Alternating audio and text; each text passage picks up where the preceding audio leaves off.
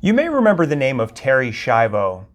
Terri was lying unconscious in a persistent vegetative state in a hospital bed for years.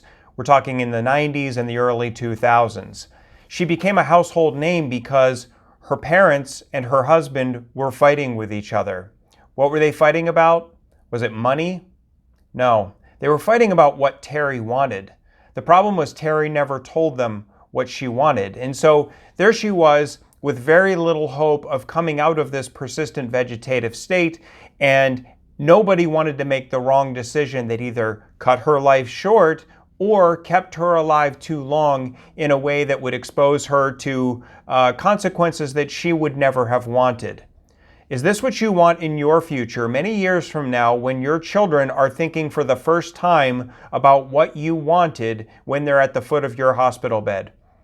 I'm estate planning and elder law attorney Patrick Cawley. I'm with Keystone Elder Law in Mechanicsburg, Pennsylvania. And this is a conversation I try to guide clients through every week, several times a week, because an advanced healthcare directive is the way that you avoid that fighting. Terri Schiavo remained in that persistent vegetative state for 15 years while her parents and her husband battled it out in the courts about what Terri wanted.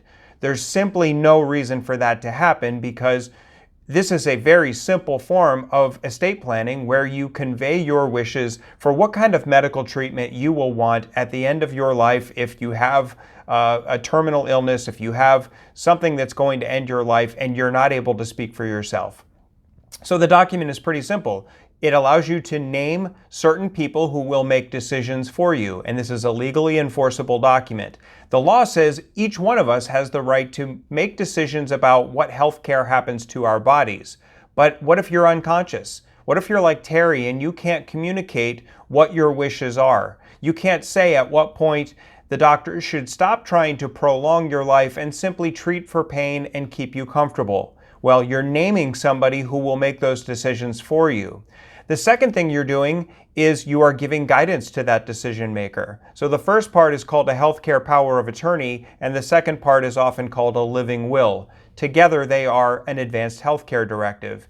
In the second part, the living will, you're saying, look, if I have no hope of recovering from whatever medical event happens to me, then I either do or do not want you to restart my heart with CPR if it stops beating. I either do or do not want you to put a ventilator in to help me breathe.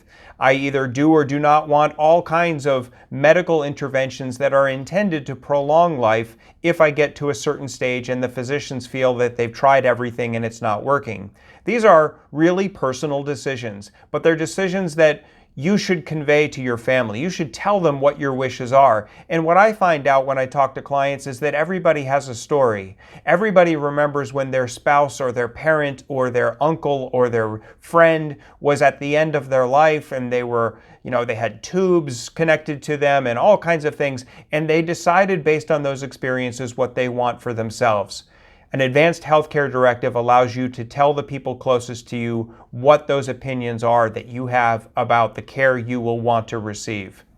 Please, if you have any questions, send me an email at info@keystoneelderlaw.com, info@keystoneelderlaw.com, or give me a call, 717-697-3223, and I can clear up any confusion you have about advanced healthcare directives and the very, very important decisions you make in that document.